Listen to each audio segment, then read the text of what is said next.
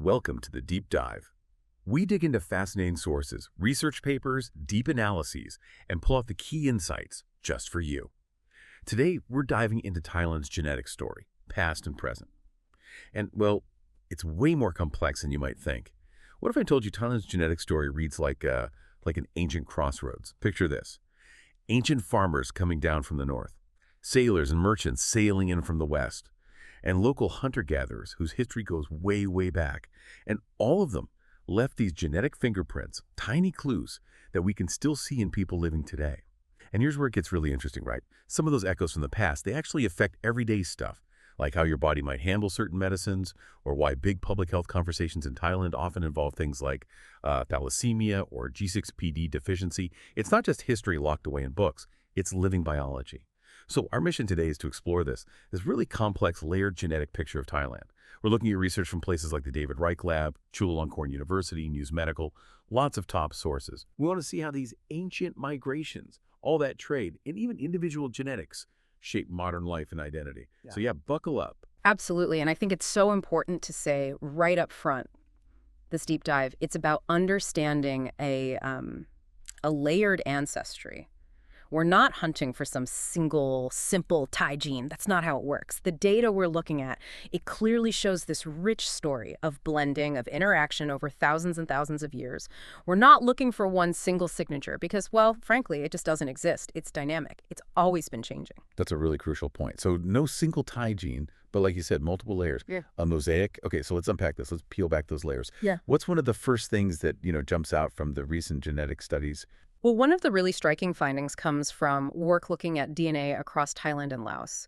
What scientists found pretty consistently is that several Thai groups carry this detectable slice of South Asian-related ancestry. Geneticists call it admixture, basically mixing. And it averages out to more than 5% in these specific groups. And what's really telling is that this particular 5% signal, it's generally not found in the more isolated hill tribe groups or populations with deeper hunter-gatherer roots. Huh. Okay, so it's not everywhere, it's specific. What does that suggest about, when and how this mixing happened? Precisely. It acts like a historical marker. When you connect the genetics to the history, the timing fits remarkably well. It lines up with that period of really intense trade and cultural exchange in mainland Southeast Asia. We're talking roughly 600 to 1,000 years ago. Think powerful kingdoms rising, the spread of Buddhism, Sanskrit scripts. But it wasn't just ideas moving. The genetics tell us people were moving too. Merchants, scholars, maybe settlers. They were moving, they were intermarrying, and, well, leaving a measurable genetic legacy. Wow. It makes it so much more real, doesn't it? Thinking about actual people, families, not just lines on a map. But okay, that's maybe the last 1,000 years or so. What about deeper down? What came before that layer? What are the foundations? Good question. Yeah, beneath that you have much older layers. A really significant one is tied to the early farmers who began migrating down from what's now southern China maybe a few thousand years ago. These groups brought agriculture, new ways of life, but crucially, they weren't moving into an empty landscape. They mixed with the local hunter-gatherer populations already there, and those hunter-gatherer roots, they go back tens of thousands of years in Southeast Asia, some of the earliest people in the region. So you've got this incredibly deep ancient layer, then the farmers arrive and mix, and then these later historical contacts like the South Asian one, layered on top. So it's this multi-stage process over millennia. Arrival, mixing, more arrivals, more mixing. And what blows my mind is how you see this echoed in the languages spoken in Thailand today.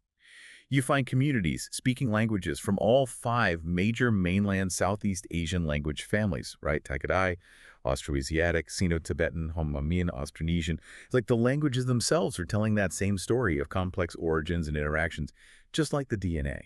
So, thinking about all this genetic and linguistic mosaic, what does it mean for how you might think about Thai identity? Does it push us away from a single origin story towards something, I don't know, more like a blend? Oh, absolutely. It fundamentally shifts the perspective. Instead of searching for some single point of origin, some pure starting point, you see a history defined by constant interaction, by blending. So Thai identity becomes less about being isolated and unchanging and more about this vibrant, ongoing synthesis.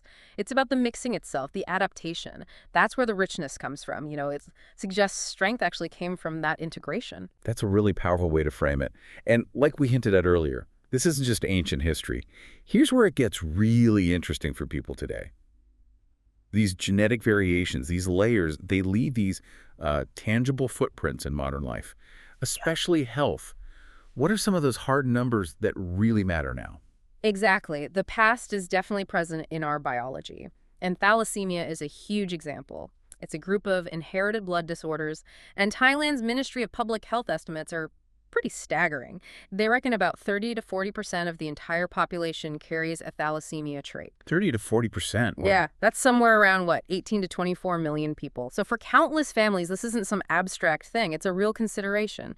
If two carriers have a child, there's that 1 in 4 chance the child could inherit a severe form, needing lifelong care, transfusions. It's exactly why screening, counseling, public health programs around thalassemia are such a national priority there, giving families informed choices. That's just a massive public health reality.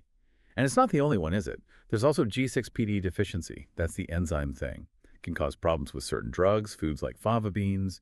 I saw a Bangkok study mentioning rates like 11% in male newborns, around 6% in female newborns. Yeah. That's not rare either. Definitely not rare. And managing it is key. For someone with G6PD deficiency, certain common things, specific drugs like some antimalarials, even certain infections, or, fava beans can trigger the breakdown of red blood cells. Hemolytic anemia, usually mild, but it can be serious. So doctors need to know a patient's status before prescribing certain meds, and families need to know what foods or maybe over-the-counter things to avoid. Just shows how these inherited traits directly impact everyday health decisions. Knowledge is power, really. That level of awareness is crucial. And it seems Thailand has been quite proactive leading into this idea of precision medicine. Yes, what's fascinating here is how early Thailand moved on pharmacogenetics in some areas. Take HLA-B 15.02 testing. This is a specific genetic marker. If you carry this marker and you take the drug carbamazepine, often used for epilepsy or nerve pain, your risk of getting these horrific skin reactions, SJS or TAN-AN, is massively higher, like up to 100 times higher, potentially fatal.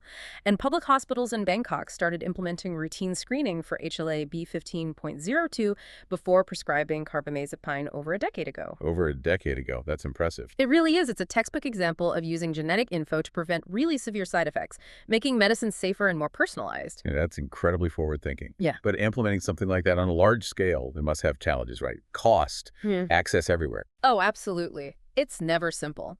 Ensuring everyone who needs the test can get it, especially outside major cities, is a hurdle. There's the cost, of course, and training healthcare workers, educating the public so they understand the results. But, the benefit of preventing something as devastating as SJS-10 is huge. Often, the public health argument is that the investment saves lives and avoids much higher treatment costs down the line. It really makes you think, though, with traits like thalassemia and G6PD being so common, does it raise the question of maybe encouraging optional genetic literacy more broadly, like in schools or workplaces, so you, as an individual, have a better handle on your own potential status for these common things? Seems like useful knowledge. Okay, let's throw a curveball in here. Let's jump back in time again, maybe even further back. Our sources talk about another really deep, ancient connection, this Austro-Thai link. What's that about? Ah, yes, the Austro-Thai hypothesis.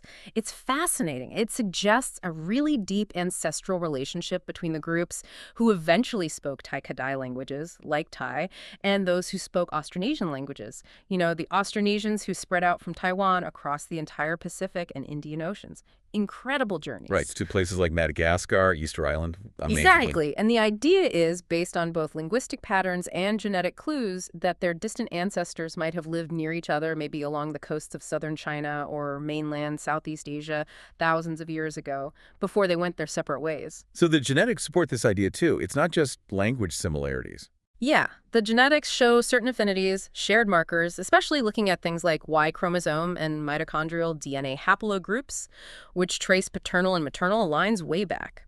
These shared patterns suggest more than just recent contact. They hint at a common origin, a shared ancestral population deep in the past. It's a powerful reminder that the sea wasn't a barrier, it was a highway. It connected people across huge distances long before we think about modern transport, a dynamic coastal world. Okay, so we have these deep layers, recent layers, connections across land and sea. It's complicated. And whenever you dive into genetics, history, identity, you inevitably hit areas of debate, maybe even some controversy. Time for our controversy corner. Right, and one debate circles back to that South Asian influence we discussed earlier. The question is often framed as, was it mostly migration, actual people moving and mixing? Or mostly culture ideas, religion, scripts, trade goods spreading without large-scale population movement. The DNA suggests both, though, right? Exactly. The genetics clearly show admixture, that 5% plus signal in some groups. But the cultural impact Sanskrit, Buddhism, art styles is undeniable too. It was likely a mix of both and probably varied in different places and times. It wasn't uniform. Disentangling the precise balance is tricky and relies heavily on getting more ancient DNA data, which is happening slowly but surely. So this debate will definitely keep evolving. Then there's the whole ethical side of things, especially with the public health screening. We talked about thalassemia carrier rates being so high. It raises tough questions, doesn't it? How far should national screening programs go? Universal testing, just counseling for couples, school programs. Supporters will point to preventing suffering, informed choices for families, better public health. But critics might worry about stigma, maybe job discrimination based on carrier status, privacy, how the data gets used. The facts are clear. The policy choices are, well, they're human. It's a really difficult balance. On one side, giving people accurate information can be incredibly empowering. It lets them make informed decisions about their health, their family planning. On the other side, any big screening program has to be handled so carefully. You need robust privacy protections, guarantees against discrimination, and really good counseling so people understand what the results mean and don't mean without pressure. It's about enabling choice, not dictating it. And that usually means lots of community discussion, strong ethical guidelines. It's complex. And connecting all this to the bigger picture, you inevitably touch on identity politics. It's easy to see how someone might try to maybe twist these findings about ancient admixtures, South Asian farmer migrations, whatever, to fit some modern political agenda, either to claim purity or to criticize. And that's just fundamentally misusing the science. It's crucial to stress this. Genetic variation, these patterns of ancestry, they just don't map neatly onto modern national borders or today's political labels. They absolutely don't. Our DNA tells a story of shared human history, of movement, mixing, connecting, not of rigid, separate boxes. When we talk about admixture from thousands of years ago, that happened long before modern Thailand or modern India or modern China even existed in their current forms. Trying to score political points today using ancient biology, it misunderstands both the science and the history. It simplifies a rich shared heritage into something divisive, which is the opposite of what the data shows. Okay, so let's try and wrap this up. To recap this deep dive, it seems Thailand's genetics are special precisely because you can't boil them down to one single thing, right? We've seen these incredible layers, that really deep hunter-gatherer foundation going back maybe tens of thousands of years, then the farmers moving down from the north during the Bronze and Iron Ages, and then these more recent historical contacts like the South Asian influence, leaving that clear genetic signal in several groups today. It's like a living archive, isn't it? Movements, marriages, languages, trade, all written in DNA. So here's something to think about, especially if you grew up in Thailand or if you have Thai heritage. What stories did you hear growing up about where your people came from? Do these genetic findings we've talked about sort of resonate with those family tales? Or do they maybe challenge them, add new layers you hadn't considered? It's fascinating to think how our own personal family stories connect to these huge, ancient currents of human history. Exactly. So if someone asks, what is the Thai gene?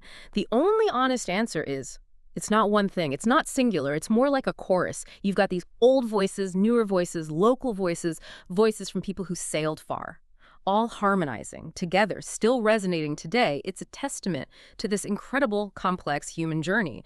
And if that blend, that richness, isn't special, well, I don't know what is. A really beautiful way to put it. Fantastic thought to end on. Thank you so much for joining us on this deep dive into Thailand's genetic story. We hope you found it as fascinating as we did. Join us next time for another exploration.